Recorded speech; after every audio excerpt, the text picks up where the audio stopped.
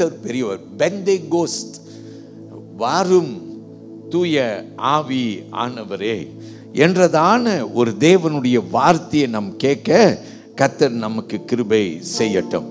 Alright, எல்லாரும் கையிலையும் Bible, pen, scale, notebook இருக்கா? எல்லாரும் ஜெபம் பண்ணிட்டீங்களா? சாமுவேலின் ஜெபத்தை ஏறெடுத்துட்டீங்களா? சாமுவேல் என்ன ஜெபம் பண்ணினார்? பேசும் அடியேன் கேட்கிறேன் என்று ஜெபம் பண்ணினார். ஹல்லேலூயா. நாம் எல்லாரும் ஆண்டவர்கிட்ட ஜெபம் பண்ணணும். வலது கையை உயர்த்தி ஒரு ஜெபம் உங்களுக்காக பண்ணுங்க. ஆண்டவரே நீங்க பேசுங்க, நாங்க கேட்கிறோம் என்று ஜெபம் பண்ணுங்க. ஹல்லேலூயா.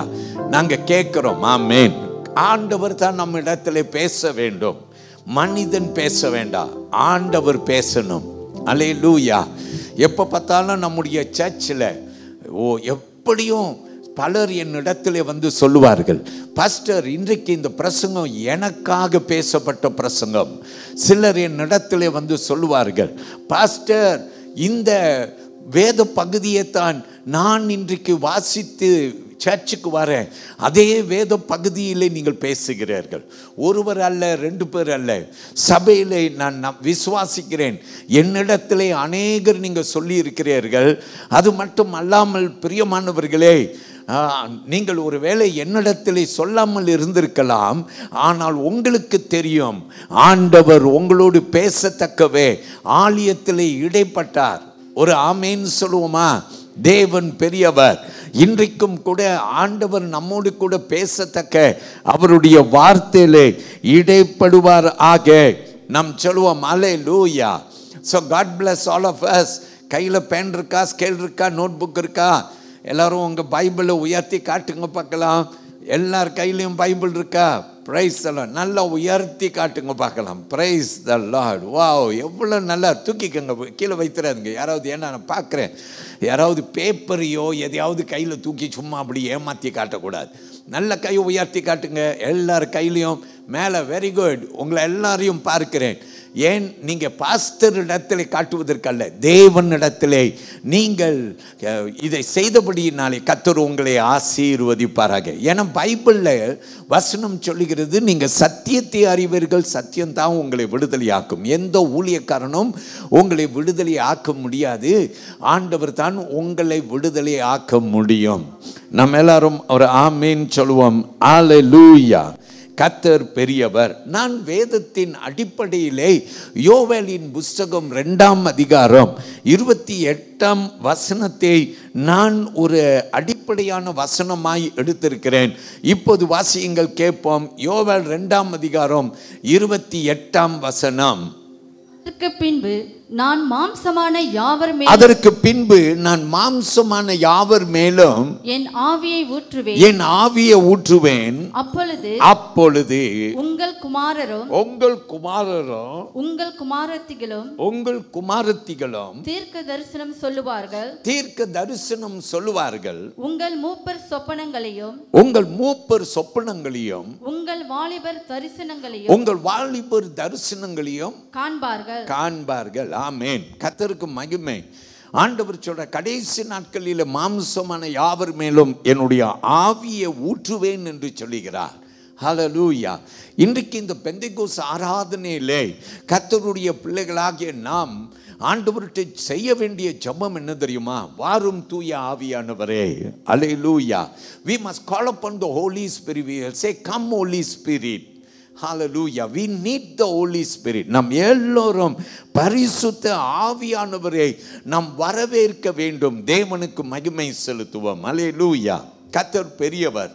வேதத்திலே வசனங்கள் சொல்லுகிறது, பரிசுத்த ஆவியானவர் வரும்போது அவர் உங்களுக்கு எல்லாவற்றையும் கற்றுக் கொடுப்பாராம். ஹல்லேலூயா. அப்போ பரிசுத்த ஆவியானவர் கற்றுக் கொடுக்கிறவர். பரிசுத்த ஆவியானவர் தேற்றளவாளன் என்று வேதம் நமக்கு வலியுறுத்துகிறது. கர்த்தருக்கு நாம் மகிமை செலுத்துவோம். பிரியமானவர்களே, பரிசுத்த ஆவியானவர் யார்? நாம் கிறிஸ்தவர்கள் திரியேக தேவனை விசுவாசிக்கிறோம். நாம் ஒரே ஆண்டவரை விசுவாசிக்கிறோம். அவர் 3 ரூபத்திலேயே அவர் கிரியை செய்கிறார். பிதா, குமாரன், பரிசுத்த ஆவியின் ரூபத்திலே. அப்போ பரிசுத்த ஆவியானவர் இந்த திரியேக தேவனின் ரூபத்திலே 3வது நபராய் இருக்கிறார் என்று நாம் கற்றுக்கொள்கிறோம். ஆமென் சொல்லுவோமா? பரிசுத்த ஆவியானவர். இன்றைக்கு இந்த பரிசுத்த ஆவியானவரை குறித்து நாம் என்ன செய்ய போறோம்னாக்கா, நாம் கற்றுக்கொள்ள போகிறோம். பரிசுத்த ஆவியானவர் யார்? Who is the Holy Spirit? பரிசுத்த ஆவியானவர் ஒரு ஆழ்தன்மை உடையவர். He is a person. Shall we say amen? We won't call the Holy Spirit as it, we will call as he. Amen. பரிசுத்த ஆவியானவரே ஒரு பொருளாய் நாம் எண்ண மாட்டோம். பரிசுத்த ஆவியானவர் ஒருவராய் இருக்கிறார் என்று நாம் அறிந்து கொள்வோம். ஒரு மனுஷன், நாம் பிரியமானவர்களே மனித தன்மை உடையவர்கள். அப்போ நமக்கு என்ன தன்மை உண்டு? சிந்திக்கிற தன்மை உண்டு. ஆமென் சொல்லுவோமா? நம் பேசக்கூடிய தன்மை உண்டு. யாராவது நம்மை துக்கப்படுத்தக்கூடும், யாராவது ஏதாவது சொல்லி நம்மை வேதனைப்படுத்தவோ துக்கப்படுத்தவோ கூடும். அல்லேலூயா, ஆண்டவருக்கு மகிமை. இன்னைக்கு நாம் ஒரு 4 தன்மையை ரொம்ப சீக்கிரமாய் பரிசுத்த ஆவியானவருக்கு நமக்கு இருக்கிற தன்மைகள் உண்டு என்று உங்களிடத்தில் முதலாவது விவரிக்கும்படிக்கு விரும்புகிறேன். பரிசுத்த ஆவியானவர் அவர் முதலாவது அப்போஸ்தலர் 15வது அதிகாரத்திற்கு நீங்க வந்தீங்கன்னா, அங்கே வசனம் 22லிருந்து 29 வரைக்கும் நீங்கள் ஒரு வாசிப்பு கொடுத்தீங்கன்னாக்கா, அங்கே நீங்கள் கற்றுக்கொள்வீர்கள். என்ன கற்றுக்கொள்வீங்க? 22ஆம் வசனத்திலே அங்கே வசனம் சொல்கிறது, அப்போஸ்தலர்களும் மூப்பர்களும் அந்தியோக்கியாவுக்கு சில அப்போஸ்தலர்களை அனுப்பிவிடும்படிக்கு அவர்கள் சித்தம் கொண்டார்கள். அப்போ அங்கு நமக்கு வருஷப்படுத்தப்படுகிறது, யார் அனுப்பிவிடப்படுகிறார்? அந்தியோக்கியாவுக்கு சுவிசேஷத்தை சொல்லும்படிக்கு சில அப்போஸ்தலர்கள் அனுப்பி வைக்கப்படுகிறார்கள். ஆனால் வசனம் 28க்கு வாருங்கள். ஆங்கிலத்திலே, தமிழிலே வசனம் 29 என்று நான் அறிகிறேன். அங்கே நீங்க வசனத்தை கவனித்தீங்கன்னா, ஆங்கிலத்திலே வசனம் சொல்கிறது, for it seemed good to the Holy Spirit. Amen. பிரியமானவர்களே, அங்க வசனம் என்ன சொல்கிறது? 29ஆம் வசனத்தை தமிழிலே கவனியுங்கள். அங்கே வசனம் சொல்கிறது, பரிசுத்த ஆவிக்கும் எங்களுக்கும் நலமாக கண்டது என்று வசனம் அங்கே நமக்கு சொல்லுகிறதை நாம் பார்க்கிறோம். பிரியமானவர்களே, பரிசுத்த ஆவியானவருக்கும் எங்களுக்கும் நலமாய் தோன்றினது. என்ன நலமாய் தோன்றினது? அந்தியோக்கியாவுக்கு சில அப்போஸ்தலர்களை அனுப்பி வைக்கும்படிக்கு. அல்லேலூயா, கர்த்தருக்கு மகிமை. நலமாய் தோன்றினது என்று வசனம் சொல்லுகிறது. சிந்திக்கக்கூடிய, எப்படி நாம் சிந்தித்து செயல்படுகிறோமோ அதே போல பரிசுத்த ஆவியானவர் சிந்தித்து செயல்படுகிறார். நாம் சொல்லுவோம் அல்லேலூயா. நான் இதில் சீக்கிரமாய் கடந்து செல்லும்படிக்கு விரும்புகிறேன். 2வது நான் உங்களுக்கு உரைக்கிறேன், கேளுங்கள். நீங்கள் அப்போஸ்தலர் 1ஆம் அதிகாரத்தை சீக்கிரமாய் எடுத்துக்கொள்ளுங்கள்.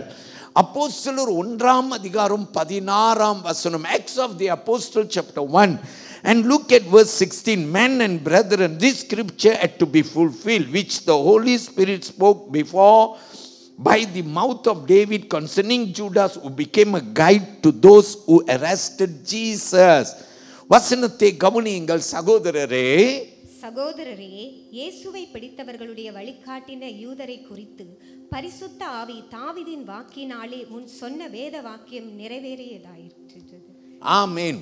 பரிசுத்த ஆவி முன் சொன்ன வேத வாக்கியம் நிறைவேற. அல்லேலூயா, வசனம் சொல்லுகிறது. அல்லேலூயா, பரிசுத்த ஆவி முன் சொன்ன. ஆமென்.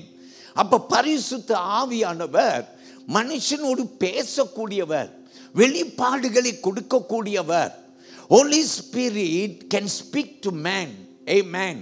He can lead us. அதனால தான் நிறைய பேர் சொல்லுவாங்க, நான் ஜெபம் பண்ணினேன், ஆவியானவர் எனக்கு ஒரு வெளிப்பாடை கொடுத்தார்.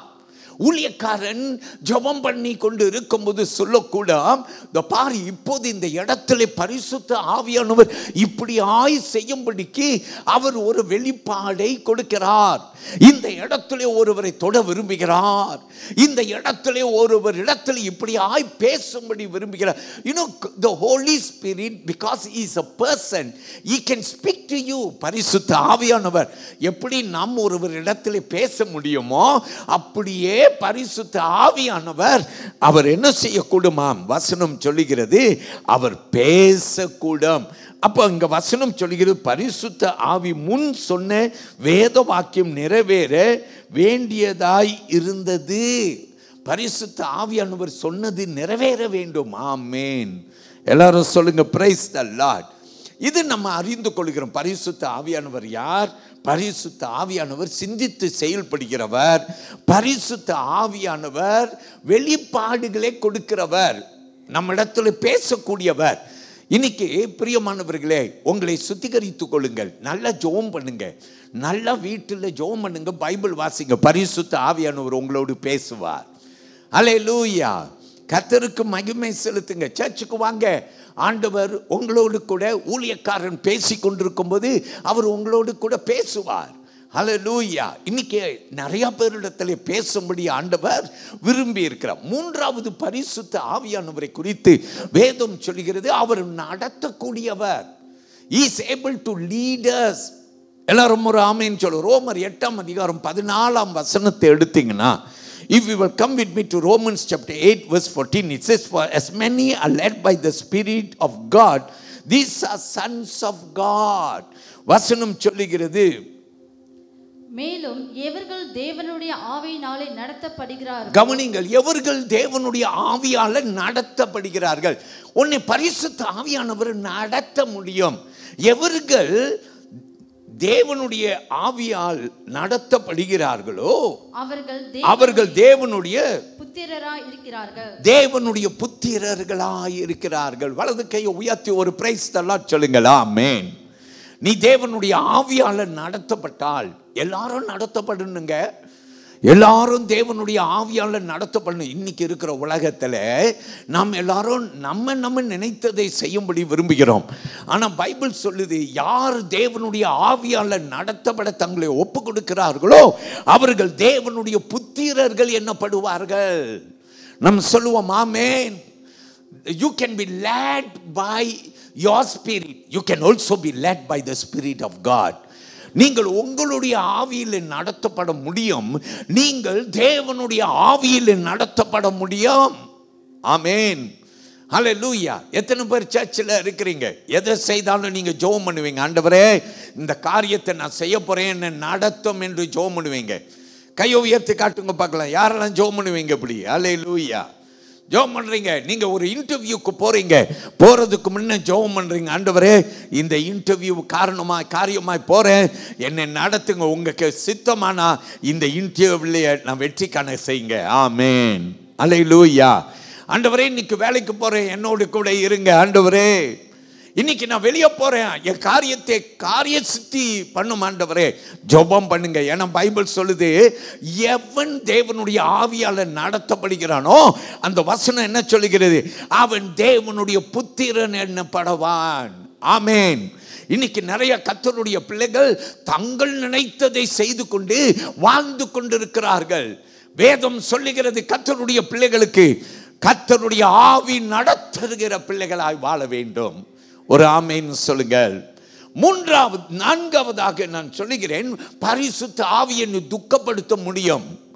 வேதம் சொல்லுகிறது ஆவியை துக்கப்படுத்த கூடாது. பரிசுத்த ஆவியை துக்கப்படுத்தாதே. எபேசியர் புத்தகத்தை எடுத்துக்கொள்ளுங்கள். அங்கே 4ஆம் அதிகாரம் 30வது வசனம் சொல்லுகிறது.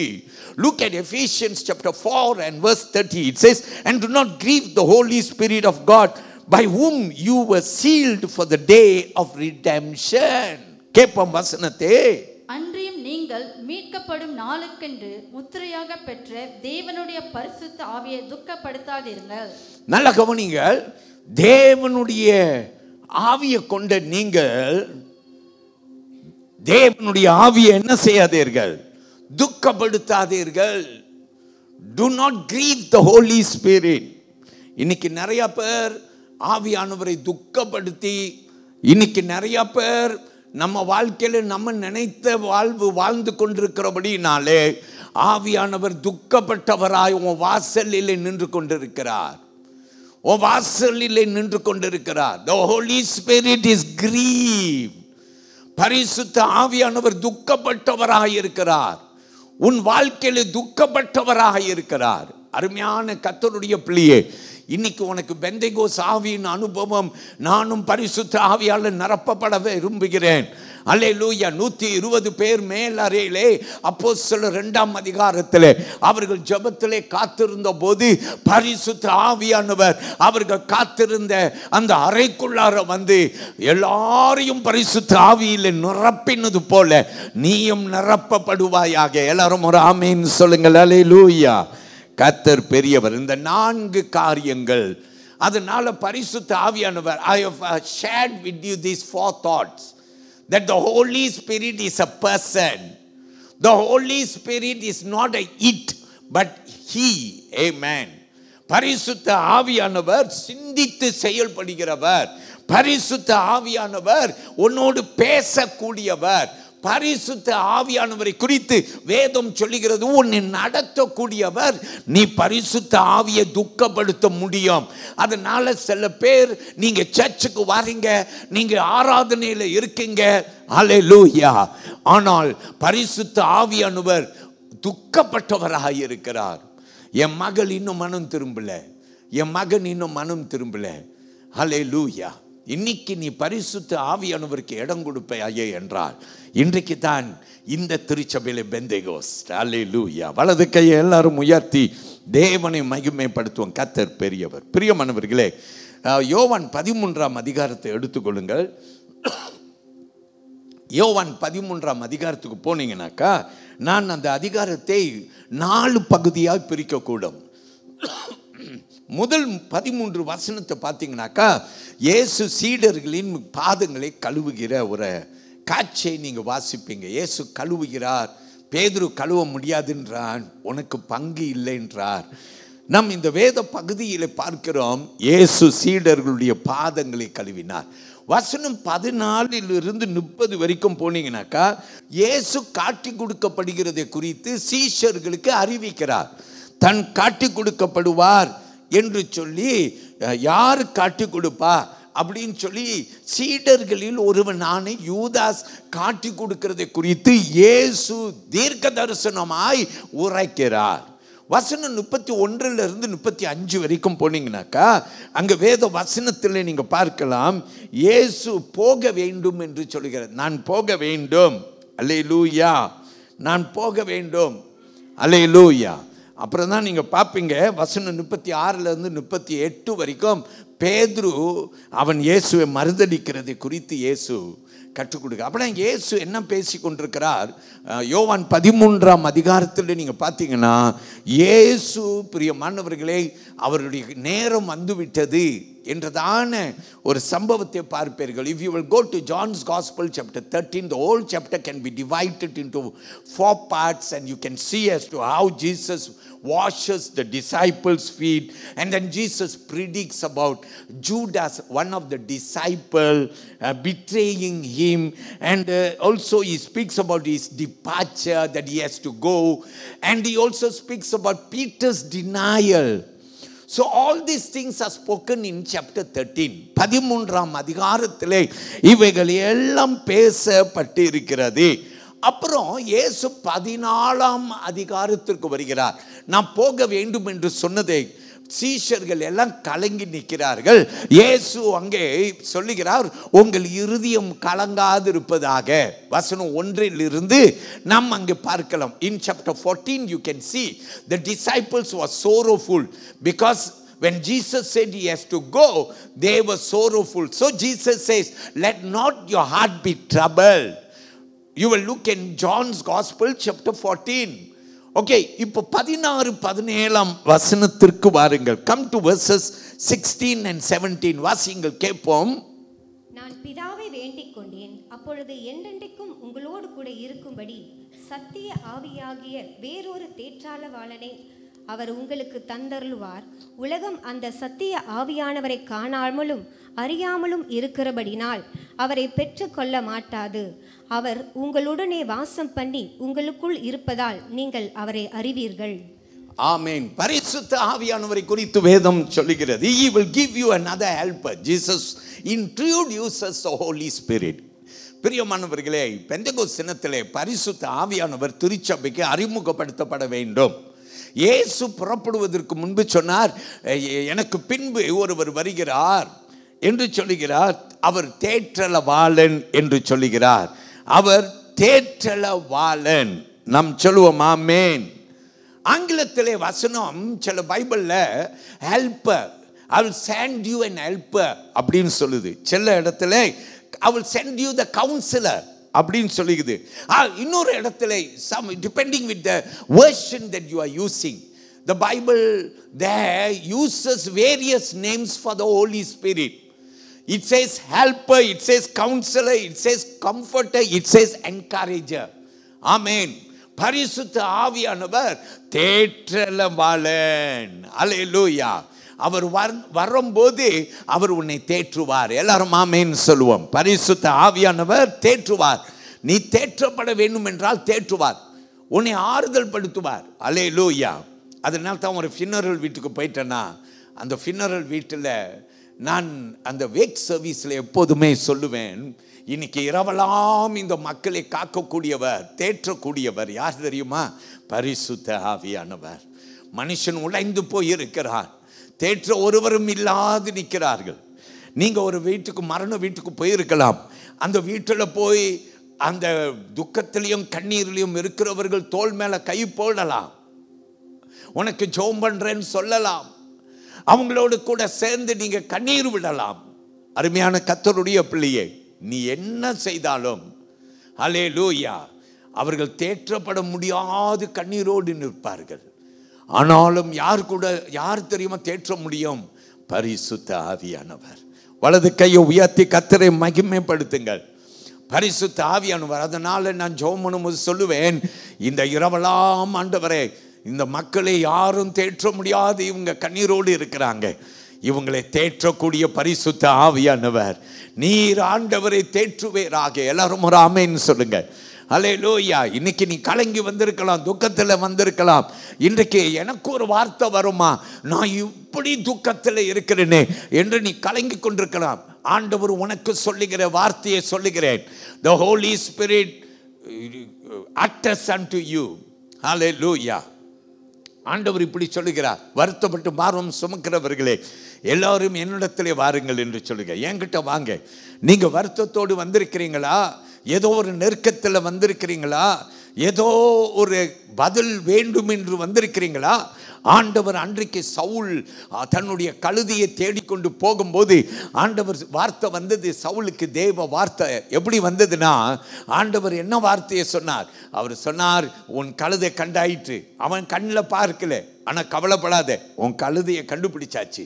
ஆனால் உனக்கு தேவனுடைய ஒரு வார்த்தை இருக்கிறது. வலது கையை உயர்த்தி ஒரு பிரைஸ் எல்லாம் சொல்லுங்க. ஹல்லேலூயா. பிரியமான கர்த்தருடைய பிள்ளையை, உன் துக்கத்தெல்லாம் இன்னைக்கு ஆண்டவர்கிட்ட இறக்கி வைத்துடு. ஐயோ, என் துக்கத்துக்கு பதில் உண்டோ ஆண்டவரே, நான் என்ன செய்வேன், இப்படி துக்கத்தில் இருக்கிறேன் நீ அழுகிறியா? கர்த்தர் உன்னை பார்த்து சொல்றார், நீ கவலைப்படாத. காரணம் என்ன? உன் துக்கத்துக்கு விடுதலை காலம் வந்துருச்சு, உன் துக்கத்துக்கு பதில் வந்துருச்சு, உன் துக்கத்தை நான் மாற்றும்படிக்கு வந்துவிட்டேன். உனக்கு ஆண்டவர் ஒரு அற்புதம் செய்ய வந்துவிட்டார். அவரை சொல்றார், இன்னைக்கு உன் துக்கத்தை நான் இங்க மேல வைத்துட்டு என்னை கேள், நான் உனக்கு ஒரு வார்த்தை வைத்திருக்கிறேன். அல்லேலூயா.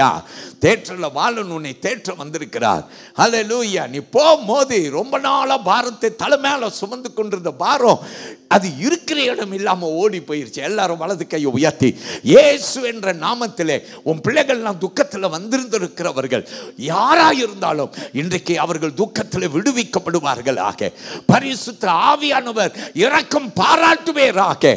ஆண்டவரை, எத்தனை பெரிய வியாதியாக இருந்தாலும் அந்த வியாதியின் அறிகுறிகள் இல்லாமல் போவதாக. வலது கையை உயர்த்தி ஒரு 3 முறை எல்லாரும் சொல்லுங்கள். ஆமென், ஆமென், ஆமென். அல்லேலூயா. கர்த்தர் பெரியவர். பிரியமானவர்களே, தேவனை மகிமைப்படுத்துவோம். கர்த்தர் நம்மை ஆசீர்வதிப்பாராக. ஆண்டவருக்கு மகிமை.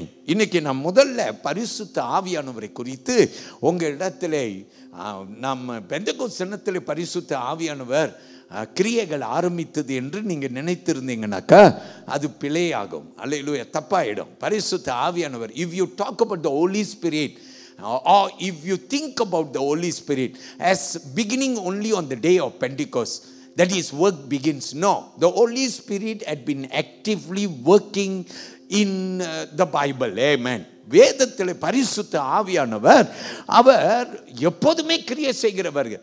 நீங்கள் ஆதியாகமம் புஸ்தகத்துக்கு போனாக்கா ஆதியாகமம் புஸ்தகத்தில் நீங்கள் 1ஆம் அதிகாரத்திலேயே பரிசுத்த ஆவியானவரை பார்த்தரலாம். எல்லாரும் ஒரு ஆமேன் சொல்லுங்க. ஹல்லேலூயா. பரிசுத்த ஆவியானவர். ஸோ இன்னைக்கு நான் இப்போ என்ன செய்ய போகிறோம், ரொம்ப சீக்கிரமானா பரிசுத்த ஆவியானவரை குறித்து பழைய ஏற்பாட்டிலே ஆவியானவருடைய கிரியையை ஒரு சின்னோண்டு கண்ணோட்டம் சீக்கிரமாக விட போகிறேன். எல்லாரும் என்னோட கூட எடுத்துக்கொள்ளுங்க. ஆதியாகமம் 1ஆம் அதிகாரம் வசனம் 1-2 கவனிங்க. நான் ஒரு பகுதியை 2ஆம் வசனத்தில் வாசிக்கிறேன். And the Spirit of God was hovering over the face of the waters. தேவ ஆவியானவர் ஜலத்தின் மேலே அசைவாடி கொண்டிருந்தார். எல்லாரும் ஒரு ஆமென் சொல்லுங்க. ஹல்லேலூயா. வேதம் சொல்லுகிறது பரிசுத்த ஆவியானவர் அவர் அசைவாடி கொண்டது. பைபிள் சொல்லுது அசைவாடி கொண்டது. நாமும் பாட்டெல்லாம் பாடுவோம். என்னன்னு பாடுவோம்? அசைவாடும் ஆவியே தூய்மையின் ஆவியே. ஆவியானவர் என்ன செய்வார்? அசைவாடுவார். எல்லாரும் ஆமென் சொல்லுங்க. அசைவாடுவார். பைபிள்ல வேதம் சொல்லுகிறது இந்த பூமி ஒழுங்கின்மையும் வெறுமையாமாய் இருந்த நாட்களிலே பரிசுத்த ஆவியானவர் ஜலத்தின் மேலே அசைவாடி கொண்டிருந்தார். Look at the scripture, it beautifully says when the earth was void. That's when the Bible says that the Spirit of God was hovering over the face of the waters. Amen. அங்கே hovering அப்படின்னு வசனம் சொல்லுது. அப்படியே அசைவாடுகிறதை காட்டுகிறது.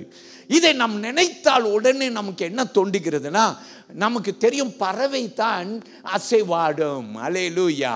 ஆகாயத்தில் you will see in the sky, it is the birds that hover.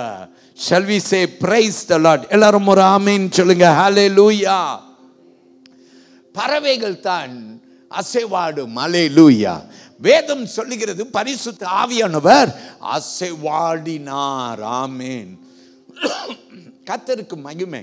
இப்போ இதை இன்னும் கொஞ்சம் நல்லா கற்றுக்கொள்ளுனாக்கா, if you want to understand this better, go into Deuteronomy. உபாகமம் புஸ்தகத்துக்கு வாங்க, 32ஆம் அதிகாரத்துக்கு வாங்க. அங்கே வசனம் 11 கவனியுங்கள். Look at verse 11. As an eagle stirs up its nest, hovers over its young, spreading out its wings, taking them up, carrying them on its wings. கவனிப்போம், வாசிங்க, கேட்போம். கழுகு தன் கூட்டை கலைத்து தன் குஞ்சுகளின் மேல் அசைவாடி தன் செட்டுகளை விரித்து அவைகளை எடுத்து அவைகளை தன் செட்டுகளின் மேல் சுமந்து கொண்டு போகிறது போல. எல்லாரும் ஆமென் சொல்லுவோம்.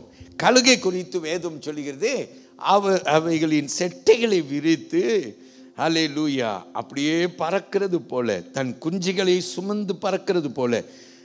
கழுகு தன் கூட்டை கலைத்து தன் குஞ்சுகளின் மேல் அசைவாடி தன் செட்டைகளை விரித்து அவைகளை எடுத்து அவைகளை தன் சுமந்து கொண்டு போகிறது போல அப்படின்னு வசனம் பியூட்டிஃபுல்லாக நமக்கு சொல்லி கொடுக்கிறது. எல்லாரும் ஆமென் சொல்லுங்க. பரிசுத்த ஆவியானவர் பிரியமானவர்களே, நாம் எல்லாரும் அவருடைய குஞ்சுகள். அல்லேலூயா. அவர் எப்படிப்பட்டவர் தெரியுமா? You know how is our God? He hovers over us. அல்லேலூயா. உன் வீட்டின் மேலே அசைவாடுவார், உன் காரியங்கள் மேலே அசைவாடுவார். ஒரு கழுகு தன் குஞ்சுகள் மேலே தன் அசைவாடுவது போல கூட்டுகளை கழித்து தன் சுமந்து கொண்டு போவது போல கர்த்தர் அவருடைய பிள்ளைகளை சுமக்கிற ஒரு ஆண்டவர். You need the Holy Spirit. இன்னைக்கு ரொம்ப பேர் வாழ்க்கை கெட்டு கிடக்கிறதுக்கு காரணம் என்ன தெரியுமா? பரிசுத்த ஆவியானவருக்கு நீ இடம் கொடுக்கல. ஆவியானவர் உன்னை சுமப்பார், ஆவியானவர் உன்னை தாங்குவார், ஆவியானவர் உன்னை நடத்துவார். You do not ever think about the Holy Spirit. That is why you are in so much of trouble in your life. I call you today as people of God on Pentecost Sunday to call upon the Spirit of the Lord to hover upon your home. Hallelujah. To lift you up from your burdens. Hallelujah. பரிசுத்த ஆவியானவர் அவருடைய பிள்ளைகளை அவர் சுமக்கிற ஒரு ஆண்டவராய் இருக்கிறார். மறுபடியும் அந்த ஆதியாகமம் புத்தகத்துக்கு வாங்க. Come to Genesis chapter 2 and verse 7. Look at verse 7. It reads like this: formed the man from the dust of the ground and breathed into his nostrils the breath of life, and the man became a living being. கேட்போம். தேவனாகிய கர்த்தர் மனுஷனை பூமியின் மண்ணினால் உருவாக்கி ஜீவசுவாசத்தை அவன் நாசினால் ஊதினார். மனுஷன் ஜீவாத்மா ஆனான். எல்லாரும் ஒரு ஆமென் சொல்லுவீங்களா? கர்த்தருக்கு மகிமை செலுத்துங்க. வேதம் என்ன சொல்லி கொடுக்கிறது? தேவனாகிய கர்த்தர் மனுஷனை பூமியின் மண்ணினாலே உருவாக்கி ஜீவ சுவாசத்தை அவன் நாசியிலே ஊதினார். மனுஷன் ஜீவாத்மாவானான். அல்லேலூயா.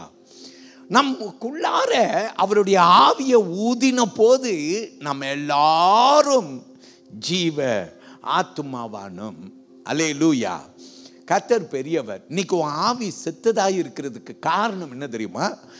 ஆண்டவருடைய ஆவியானவருக்கு நீ இடம் கொடுக்கல, ஆவியானவர் வரவேற்கல. இன்னைக்கு எத்தனையோ விசுவாசிகளை எனக்கு தெரியும், அவங்க சொல்லுவாங்க, நான் பரிசுத்த ஆவியை குறித்து யோசிக்க மாட்டேன், I don't think about the Holy Spirit அப்படின்னு சொல்லி சில ஊழியக்காரவங்க சொல்லுவாங்க, I don't move in the Holy Spirit. நான் பரிசுத்த ஆவியிலே அசைவாடுவது அல்ல. அல்லேலூயா.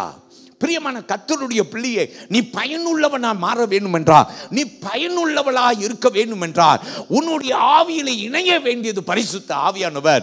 உனக்குள்ளார பரிசுத்த ஆவியானவர் வரும்போது செத்து கிடக்கிற உன்னுடைய ஆவியை உயிர்ப்பிக்கப்படும். எல்லாரும் ஒரு ஆமீன் சொல்லுங்கள். அல்லேலூயா. பிரியமானவர்களே, இதை குறித்து தான் நீங்க வேதத்தில் போய் எபிரேயர் மொழியிலே இந்த ஆவியை ஊதினார் என்று சொன்ன அந்த ஆவி என்ற அந்த எபிரேயர் வார்த்தை தான் ரூவா என்று நாம் பார்க்கிறோம். வலது கையை உயர்த்தி எல்லாரும் ஒரு அல்லேலூயா சொல்லுங்க. அல்லேலூயா. ரூவா காற்று என்று சொல்லுகிறோம். அல்லேலூயா. பாட்டு கூட பாடுறோம், ரூவா காற்றே என்று பாட்டெல்லாம் பாடுகிறோம். அல்லேலூயா. ரூவா காற்று பரிசுத்த ஆவியானவர். இன்னைக்கு நிறைய கிறிஸ்தவர்கள் அவர்கள் ஆவியிலே செத்தவர்களாக இருக்கிறார்கள். ஏன்? உனக்கு அந்த ரூவா காற்று இல்லை. இன்றைக்கு பரிசுத்த ஆவியானவர் ரூவா காற்று நம் ஒவ்வொரு மேல வீசப்பட வேண்டும். எல்லாரும் சொல்லுங்க அல்லேலூயா. சரி, இன்னும் சீக்கிரமா போறேன், கவனிங்க. சில நிமிஷத்துல முடிக்கலான்னு நினைக்கிறேன், எனக்கா சேஃப்டி அவேர்னஸ் இருக்குது. அல்லேலூயா. பிரியமானவர்களே, என்னை கவனித்து கேளுங்கள். உங்களிடத்திலே சொல்லுகிறேன், பரிசுத்த ஆவியானவர் பழைய ஏற்பாட்டிலே ஏற்ற வேளைகளிலே சில தேவதாசர்கள் மேல வல்லமையாய் வருவார், அவர்கள் செயல்படுவார்கள். நியாயாதிபதிகள் புஸ்தகம், if you will come to Judges chapter 6 and 34, you will look at Gideon, how the Spirit of God came upon Gideon. பரிசுத்த ஆவியானவர் வந்து போவார். பழைய ஏற்பாட்டிலே வந்து போவார், புதிய ஏற்பாட்டிலே வந்து தங்குவார். எல்லாரும் ஆமென் சொல்லுங்க. பழைய ஏற்பாட்டிலே வந்துட்டு போயிருவார், புதிய ஏற்பாட்டிலே வந்து தங்கும்படி விரும்புகிறார். அல்லேலூயா. நல்ல கவனிங்க, வாசிங்க சீக்கிரமாய். நியாயாதிபதிகள் 6:34. அப்பொழுது கர்த்தருடைய ஆவியானவர் கிதியோன் மேல் இறங்கினார். அவன் எக்காலம் ஊதி எபியேஸ்தரை கூப்பிட்டு தனக்கு பின் செல்லும்படி செய்து. எல்லாரும் ஆமென் சொல்லுங்கள். மீடியர்களை அவன் என்ன செய்தானாம்? அவன் தோவுக்கடித்தான் என்று வேத வசனம் நமக்கு சொல்லுகிறது. நீங்க இப்படி பைபிள்ல நிறைய வசனத்தை சொல்லிட்டே வரலாம். 2 நபர்களை உங்களுக்கு காட்டுகிறேன். பரிசுத்த ஆவியானவர் அவர்கள் மேல வந்தார். கிதியோன் ஒரு பராக்கிரமசாலியாய் மாறினான். அல்லேலூயா. ஒரு மனுஷன் மீடியர்களை தோற்கடித்தான் என்று வேதம் சொல்லுகிறது. அல்லேலூயா. கர்த்தர் பெரியவர். என் அருமையான கர்த்தருடைய பிள்ளையே, பரிசுத்த ஆவியானவர் உன்னோடு கூட இருந்தால் நீ ஒருவனை கொண்டு ஆண்டவர் உலகத்தை தலைகீழ மாத்திடுவார். உன் குடும்ப சூழ்நிலையை மாற்றிடுவார். சில பேர் நீங்கள் நினைக்கிறீங்க, நான் ஒருத்த மட்டும் என்ன செய்ய முடியும், என் வீட்டில் எல்லாரும் ஒத்துழைத்தால் தானே, நாங்கள் எல்லாரும் ஒன்றாய் இணைந்து செய்தால் தானே எல்லாம் நடக்கும். கர்த்தர் சொல்றா, என் ஆவி உன் மேலே வரும்போது உன்னை கொண்டு நான் பராக்கிரமான காரியங்களை செய்வேன். அல்லேலூயா. அருமையான கர்த்தருடைய பிள்ளையை, கலங்காதே, திகையாதே. இன்னைக்கு இந்த சர்ச்சை விட்டு போகும்போது ஆண்டவர்கிட்ட சொல்லு, ஆவியானவர் இல்லாமல் செத்த வாழ்வு வாழ்ந்துட்டு இருந்தேன், நான் இன்றைக்கு பெந்தேகோஸ் ஆவியின் அனுபவத்தை பெறும்படிக்கு விரும்புகிறேன். எல்லாரும் ஆமென் சொல்லுவோம். அல்லேலூயா. ஆண்டவர் சொல்லி இருக்கிறார், கடைசி நாட்களில் மாம்சமான யாவர் மேலும் என் ஆவியை ஊற்றுவேன் என்று சொல்லி இருக்கிறார். நாம் வாழ்ற நாட்கள் கடைசி நாட்கள். நிச்சயமாய் நீ கூப்பிட்டால் பரிசுத்த ஆவியானவர் உன் மேல வருவார். இன்னொரு வேத வாக்கியம் அதே நியாயாதிபதிகள் புஸ்தகம் 14ஆம் அதிகாரம் 6வது வசனத்துக்கு வந்தீங்கன்னாக்கா, சாம்சன் என்ற தேவ மனுஷன் இருந்தான். அவன் டெலீலா என்ற ஒரு பெண்மணியினாலேயே, பிலிஸ்திய பெண்மணியினால, பிரியமானவர்களே, அவன் வல்லமையை இழந்தான் என்று நாம் பார்க்கிறோம். பார்த்தீங்களா பிரியமானவர்களே, உலகம் உனக்குள்ளார வரும்போது உன்னுடைய வல்லமை எல்லாம் முறிந்து போயிடும். அல்லேலூயா. கர்த்தருடைய பிள்ளையை நல்லா கவனித்து கேள். தேவன் உன்னை ஆசீர்வதிக்கும்படி விரும்புகிறார். வசனத்தை வாசியுங்கள், கேட்போம். Judges chapter 14 and verse 6. அப்பொழுது கர்த்தருடைய ஆவி அவன் மேல் பலமாய் இறங்கினதனால் அவன் தன் கையில் ஒன்றும் இல்லாத இருந்தும் அதை ஒரு ஆட்டுக்குட்டியை கிழித்து போடுகிறது போல கிழித்து போட்டான். ஆனாலும் தன் சேக்கையை அவன் தன் தாய். அல்லேலூயா. கர்த்தர் பெரியவர். எல்லாரும் அல்லேலூயா சொல்லுவோம். கர்த்தருக்கு மகிமை. பரிசுத்த ஆவியானவர் வரும்போது ஒரு சிங்கத்தை ரொம்ப சுலபமாக கிழித்து போட்டான். பரிசுத்த ஆவியானவர் வரும்போது தாவீது வல்லமையாய் செயல்பட்டார். பரிசுத்த ஆவியானவர் வரும்போது சவுல் வல்லமையாய் கிரியை செய்தான். என்றைக்கு பரிசுத்த ஆவியானவர் சவுலை விட்டு போனாரோ அன்றைக்கு ஒரு கெட்ட ஆவி வந்து சவுலை கெடுத்து போட்டது என்று நாம் பார்க்கிறோம். அருமையான கர்த்தருடைய பிள்ளையை, ஆண்டவர் ஆவியானவர் உனக்குள்ள இல்லை என்றால் சத்ருவானவன் வந்து உன் வாழ்க்கையை சின்ன பின்னம் ஆகிடுவான். திருடன் திருடவும் கொல்லவும் அழிக்கவும் என்று வேறு ஒன்றுக்கும் வரான். ஆனால் நானோ உனக்கு ஜீவன் உண்டாக்கும்படி, அந்த ஜீவன் பரிபூர்ணம் ஆகும்படியே நான் வந்தேன் என்று ஆண்டவர் சொல்றார். பிரியமானவர்களே, அப்ப பரிசுத்த ஆவியானவர் பழைய ஏற்பாட்டிலே கிரியை செய்து கொண்டிருக்கிற ஒரு ஆண்டவர். ஆமென். தேவன் பெரியவர். இன்றைக்கும் கிரியை செய்கிறார். பெந்தேகோஸ்து தினத்திலே அவர் அடைப்பட்டிருந்த அறைக்குள்ளார வந்தவர் இன்றைக்கும் இந்த திருச்சபைக்குள்ளார, இந்த முதல் மாடி, இந்த கேலரி பகுதியில் அமர்ந்திருக்கிற கர்த்தருடைய பிள்ளைகளே, எல்லாரையும் சந்திக்க பரிசுத்த ஆவியானவர் வருகிறார். எல்லாரும் 3 முறை சொல்லுவோம். ஆமென், ஆமென், ஆமென். பழைய ஏற்பாட்டிலே எரேமியா எடுத்துக்கொள்ளுங்கள். எரேமியா 31ஆம் அதிகாரத்தில் வசனம் 31 to 34 வரைக்கும் நீங்க வாசித்தீங்கன்னாக்கா, அங்கே எரேமியா ஒரு புது உடன்படிக்கை குறித்து பேசுகிறார். ஆண்டவர் ஒரு புது உடன்படிக்கை செய்ய போகிறாராம். ஹலோ, கவனித்து பாருங்கள். தேவனுக்கு மகிமை செலுத்துவோம். அல்லேலூயா. இது வித்தியாசமாயிருக்கும் என்று அவர் உரைக்கிறதை பார்க்கிறோம். ஆமென். In the book of Jeremiah chapter 31 verses 31 to 34, but I want you to look at verse 34. It reads like this. It says, no longer will they teach their neighbor or say to one another, know the Lord, because they will all know me. ஆண்டவர் சொல்லுகிற 31 இருந்து வாசி மச்சிக்கிறமாய். இதோ நாட்கள் வரும் என்று கர்த்தர் சொல்லுகிறார். அப்பொழுது இஸ்ரவேல் குடும்பத்தோடும் யூதா குடும்பத்தோடும் புது உடன்படிக்கை பண்ணுவேன். நான் அவர்கள் பிதாக்களை எகிப்து தேசத்திலிருந்து அழைத்து வர கைப்பிடித்த நாளிலே அவர்களோடு பண்ணின உடன்படிக்கையின் படி அல்ல. ஏனெனில் நான் அவர்களுக்கு நாயகராய் இருந்தும் அந்த என் உடன்படிக்கை அவர்கள் மீறி அவமாக்கி போட்டார்களே என்று கர்த்தர் சொல்லுகிறார். அந்நாட்களுக்கு பிற்பாடு நான் இஸ்ரவேல் குடும்பத்தோடு பண்ண போகிற உடன்படிக்கையாவது, நான் என் நியாயப்பிரமாணத்தை அவர்கள் உள்ளத்திலே வைத்து, நான் இஸ்ரவேல் குடும்பத்தாரோடு செய்ய போகிற உடன்படிக்கை, வாசிமா, நான் என் நியாயப்பிரமாணத்தை அவர்கள் உள்ளத்திலே வைத்து, நான் என் நியாயப்பிரமாணத்தை அவர்களுடைய உள்ளத்திலே வைத்து. Look at that word. It says, I will put my law in their minds and write it on their hearts. Amen. உங்களுக்கு தெரியுமா, மோசே காலத்திலே ஆண்டவர் 10 கட்டளையை பாறையிலே கொடுத்தார். ஹல்லேலூயா. அந்த 10 கட்டளையே ஜனங்கள் கீழ்ப்படியாம போனார்கள். இப்போ ஆண்டவர் சொல்றார், நான் புதிய காரியம் செய்ய போகிறேன். இப்போ என் கட்டளைகளை உங்கள் உள்ளங்களிலே நான் வரைய போகிறேன், எழுத போகிறேன். பரிசுத்த ஆவியானவர் உங்களோடு வரும்போது என்னுடைய நியாய தீர்ப்புகளை உங்களுக்கு அவர் சொல்லி கொடுப்பார். எல்லாரும் ஆமென் சொல்லுவோம். அல்லேலூயா. போதும் அம்மா, நீங்க வாசித்துக் கொள்ளுங்கள், கர்த்தருக்கு மகிமை செலுத்துங்கள். அதனால நமக்கு பழைய ஏற்பாட்டில் எரேமியா எத்தனை வருஷத்துக்கு முன்ன வாழ்ந்தார்? இயேசு இந்த உலகத்திற்கு வருவதற்கு 500 வருடங்களுக்கு முன்பு எரேமியா எழுதினார். பிரியமான கர்த்தருடைய பிள்ளைகளே, 500 வருடங்களுக்கு முன்பே ஆண்டவர் சொல்லிட்டார், நான் ஒரு புதிய காரியம் செய்ய போகிறேன். ஆமென். கர்த்தர் உனக்கு ஒரு புதிய காரியத்தை செய்ய அவர் பெரியவராய் இருக்கிறார். எல்லாரும் ஆமென் சொல்லுவேன். அல்லேலூயா. வாங்க சீக்கிரமா புதிய ஏற்பாட்டுக்கு வாங்க. லூக்கா 3ஆம் அதிகாரம் 16வது வசனத்தை கவனியுங்கள். அங்கே யோவான் ஸ்நானகனை குறித்து பார்க்கிறோம். இந்த யோவான் ஸ்நானகன் யோர்தான் நதியிலே ஞான ஸ்நானம் கொடுத்து கொண்டிருக்கிறார்.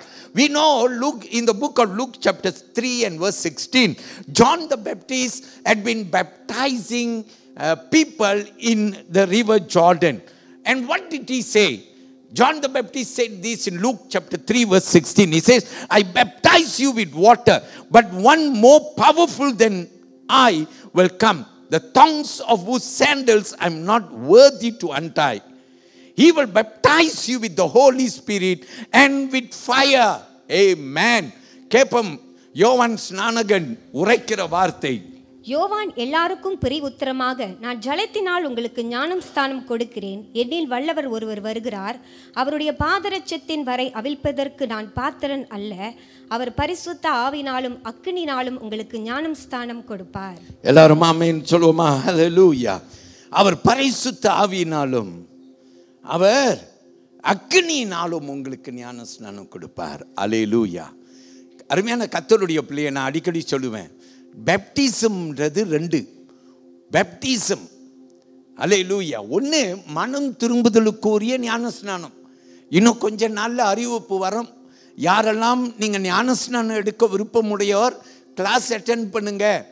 அந்த நாள் வரும்போது பாஸ்டர் உங்களை கீழே இருக்கிற நம்ம ஞான ஸ்நான குளத்துக்குள்ளார நம்ம போய் உங்களுக்கு நான் ஞான ஸ்நானம் கொடுப்பேன். பிதா குமாரன் பரிசுத்த ஆவி நாமத்திலே உனக்கு ஞான ஸ்நானம் கொடுக்கிறேன் என்று தண்ணிக்குள்ளார நீ போய் வெளியில வருகிறாய். பழைய வாழ்க்கைக்கு நான் செத்தேன், புதிய வாழ்க்கைக்கு நான் எழும்புகிறேன் என்று புதிய மனுஷனாய் புதிய மனுஷியாய் ஞான ஸ்நானத்திலே பாவம் மன்னிக்கப்பட்டு நீ எழும்புகிறாய். ஆனால் யோவான் சொல்லுகிறார், அதுதான் நான் கொடுத்த ஞான ஸ்நானம். ஆனால் எனக்கு பின் ஒருவர் வருகிறார். அவர் யார்? இயேசு. அவர் உங்களுக்கு எப்படி ஞான ஸ்நானம் கொடுக்கிறார்? பரிசுத்த ஆவியினாலும் அக்கினினாலும்.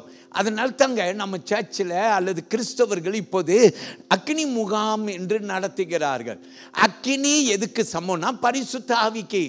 ஹல்லேலூயா. நம்ம மத்தியிலே வர இருக்கிறார்கள் விஜயகாந்த், அருமையான டாக்டர் ஜெசிந்த் வராங்க இல்லையா, கிளெங் சர்ச்சில் ஃபயர் கன்வென்ஷன். அப்போ ஃபயர் கன்வென்ஷன் என்னங்க? ஆவியானவருடைய கன்வென்ஷன். நீ ஆவியானவரை பெற்றுக்கொள்ள வேண்டும். இன்னைக்கு ரொம்ப கர்த்தருடைய பிள்ளைகள் பரிதாப வாழ்க்கை வாழ்கிறார்கள். பரிசுத்த ஆவியானவரே இல்லாமல் வாழ்ந்து கொண்டிருக்கிறார்கள். அதனால தான் உன் வாழ்க்கையிலே ஆண்டவரை பற்றி இறுக்கமாய் பிடித்து கொள்ள வேண்டும் என்ற அந்த வைராக்கியம் இல்லாத கிறிஸ்தவர்களாய் வாழ்கிறோம். When the Holy Spirit comes upon you, you will become powerful witnesses for God. Why are we powerless? Because you have not called upon the Holy Spirit. உனக்கு தேவையானது பரிசுத்த ஆவியானவர். அதே லூக்கா 3ஆம் அதிகாரத்திலே சில வசனத்தை நாம் கவனிப்போம். வசனம் 14 வாசியுங்கள். போர் சேவகரும் அவனை நோக்கி, நாங்கள் என்ன செய்ய வேண்டும் என்று கேட்டார்கள். அதற்கு அவன், நீங்கள் ஒருவருக்கும் இடுக்கண் செய்யாமலும் பொய்யாய் குற்றம் சாட்டாமலும் உங்கள் சம்பளமே போதும் என்று இருங்கள் என்றான். எல்லாரும் ஆமென் சொல்லுவோம். 22ஆம் வசனத்தை வாசிங்க. லூக்கா 3:22. பரிசுத்த ஆவியானவர் ரூபம் கொண்டு புறாவை போல அவர்கள் மேல் இறங்கினார். வானத்திலிருந்து ஒரு சத்தமும் உண்டாகி, நீர் என்னுடைய நேசகுமாரன், உம்மில் பிரியமாய் இருக்கிறேன் என்று உரைத்தது. எல்லாம் ஆமென் சொல்லுங்க. பரிசுத்த ஆவியானவர் எப்படி வந்து இறங்கினார்? ஒரு புறாவின் ரூபத்திலே. அப்படின்னு சில வீட்டிலலாம் நான் பார்க்குறேன், இயேசு படம், அவர் தலைக்கு மேலே ஒரு புறா. அல்லேலூயா. நம்ம நினைத்துக்கிறோம் உண்மையாக ஒரு புறா வந்து அவர் தலை மேலே உட்காந்துச்சு. சில பேர் வரப்படம் வரைகிறதுல அவர்கள் இயேசுடைய ஷோல்டரில் வந்து ஒரு புறா வந்து உட்கார்ந்து இருக்கிற மாதிரி ஒரு காட்சி கொடுத்து வரைகிறார்கள். பிரியமானவர்களே, பைபிள் சொல்லுகிறது உண்மையாக ஒரு புறா வந்து அவர் தலை மேலே உட்காரல, ஒரு புறா வந்து அவர் ஷோல்டரில் உட்காரல. வேதம் சொல்லுகிறது புறாவின் ரூபத்திலே. ஹல்லேலூயா, ஹல்லேலூயா. புறா, அதாவது யோவான் ஸ்நானகன் பார்க்கிறாரு, ஒரு புறா போல ஒரு ரூபத்திலே பரிசுத்த ஆவியானவர் அப்படியே அவர் மேலே வந்து இறங்கினார். ஹல்லேலூயா. சில பேரே புறா வந்து இறங்குச்சின்னு எண்ணி புறாவை புகழுகிறார்கள். அல்ல, பரிசுத்த ஆவியானவர். ஹல்லேலூயா, ஹல்லேலூயா. பரிசுத்த ஆவியானவர். இன்னைக்கு அநேகருடைய கண்கள் திறக்கப்பட்டு உங்க மேல பரிசுத்த ஆவியானவர் வந்து இறங்குவாராக. நாம் முடிக்கும் போது அப்போஸ்தலர் 2ஆம் அதிகாரத்தில் 38, 39 வசனத்தை நம்ம வாசிக்க கேட்க போறோம். ஏன்னா அந்த வசனம் நமக்கு பேதுரு மூலமாக வருகிற வார்த்தைகள் நாம் வாசிக்க கேட்போம். ஏன்னா பெந்தெகோஸ்து தினத்தின் ஒரு சிறிய பகுதி வாசிங்க. இதை பேதுரு அவர்களை நோக்கி, நீங்கள் மனம் திரும்பி ஒவ்வொருவரும் பாவ மன்னிப்புக்கென்று இயேசு கிறிஸ்துவின் நாமத்தினாலே ஞானஸ்நானம் பெற்றுக்கொள்ளுங்கள். இயேசு கிறிஸ்துவின் நாமத்தினாலே ஞானஸ்நானம் பெற்றுக்கொள்ளுங்கள். அப்பொழுது பரிசுத்த ஆவியின் வரத்தை பெறுவீர்கள். அப்பொழுது பரிசுத்த ஆவியின் வரத்தை பெறுவீர்கள். நல்லா கவனிங்க, மனம் திரும்புங்க. இன்னைக்கு சும்மா பரிசுத்த ஆவி எனக்கும் வேண்டும் என்று நீ அழுது கொண்டு நின்று கொண்டு இருந்தால் பரிசுத்த ஆவியானவர் வரமாட்டார். நீ துக்கப்பட்டு போவாய். உன் பக்கத்தில் நிற்கிற நபர் பரிசுத்த ஆவியில் நிரப்பப்படுவார்கள், நீயோ நிரப்பப்படாமல் போவாய். ஏன் என்னை ஆண்டவர் பரிசுத்த ஆவியில் நிரப்பவில்லை என்று நீ துக்கிப்பாய், நீ அழுவாய், ஆண்டவரை குறை சொல்லுவாய். ஆண்டவரே சொல்லுவார், நீ பாவத்தை வைத்து கொண்டு இருக்கிறபடினாலே பரிசுத்த ஆவியானவர் துக்கப்பட்டு அவர் அங்கேயே நின்று கொண்டிருக்கிறார். நீ உன் பாவத்தை அறிக்கை செய்வாய் என்றால் பரிசுத்த ஆவியானவர் அவர் வருவார். அப்படியே வாசியுமா? வாக்கு தத்தமானது உங்களுக்கும் உங்கள் பிள்ளைகளுக்கும் நம்முடைய தேவனாகிய கர்த்தர் வரவழைக்கும் தூரத்தில் உள்ள யாவருக்கும் உண்டாய் இருக்கிறது என்று சொல்லி, ஆமென். வாசி வாசி. இன்னும் அநேக வார்த்தைகளாலும் சாட்சி கூறி மாறுபாடுள்ள இந்த சந்ததியை விட்டு விலகி உங்களை ரட்சித்துக் கொள்ளுங்கள் என்று புத்தி சொன்னான். அவனுடைய வார்த்தையை சந்தோஷமாய் ஏற்றுக்கொண்டவர்கள் ஞானஸ்தானம் பெற்றார்கள். அன்றைய தினம் ஏறக்குறைய 3000 பேர் சேர்த்து கொள்ளப்பட்டார்கள். அவர்கள் அப்போஸ்தலருடைய உபதேசத்திலும். கர்த்தருக்கு மகிமை. பிரியமானவர்களே, ஒரே நாளில் பெந்தெகோஸ்து தினத்திலே 3000 பேர் ரட்சிக்கப்பட்டார்கள். இன்னைக்கு இந்த திருச்சபையில் நம்ம எல்லாரும் ரட்சிக்கப்பட ஆண்டவர் நமக்கு கிருபை பொழிவார். பிரியமானவர்களே, பாவத்தை விட்டுடுங்க, அநியாயங்களை விட்டுடுங்க, ஆண்டவருக்காக வாழும்படி உங்களை ஒப்பு கொடுங்க. ஆண்டவர் நிச்சயமாய் உங்களை மாற்ற வல்லவராய் இருக்கிறார். எல்லாரும் தேவ சமூகத்தில் எழுந்து நிற்க போகிறோம். பரிசுத்த ஆவியானவர் எங்கேயோ அங்கே விடுதலை. பிரியமானவர்களே, விசுவாசியுங்கள், பரிசுத்த ஆவியானவரை கேளுங்கள், ஆண்டவரிடத்திலே பெற்றுக்கொள்ளுங்கள், உங்கள் நாவை திறந்து பேசுங்கள். பரிசுத்த ஆவியானவர் உங்களை அவருடைய ஆவியிலே நிரப்புவார். ஆமென்.